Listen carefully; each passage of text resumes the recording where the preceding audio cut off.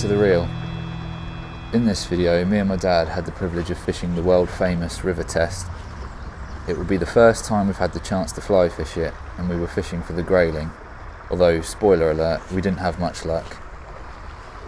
We both took a Euro nymphing setup and a more regular fly setup to try and cover as much water as possible, although the Euro nymphing setups became a bit redundant as deep pools and runs were fairly few and far between. My dad did take a nice trout after his first couple of casts on his Euro nymph setup.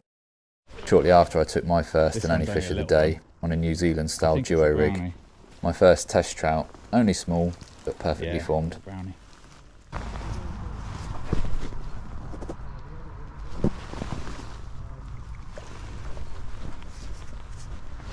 We fished pretty hard most of the day, trying different flies and tactics. We are novices when it comes to grayling, having only fly fished for them properly once before on the lower Itchin, where we did catch a few.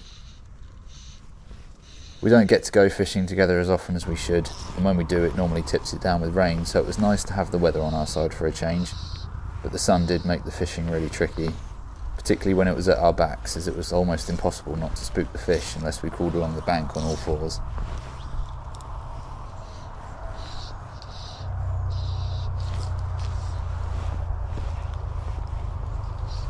My dad did take another nice trout on a nymph drifted under a tree, which was safely returned.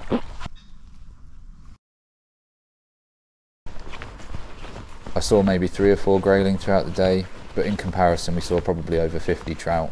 They were in large shoals of half a dozen or more, and very actively moving around.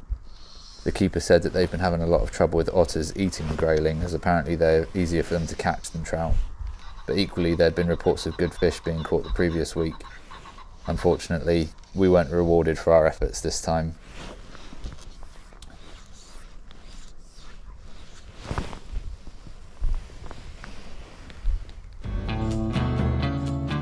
All in all, it was nice to get out, not blank, and enjoy what may be a once-in-a-lifetime opportunity of fly fishing the river test, but hopefully not. Tight lines, and I'll see you in the next one.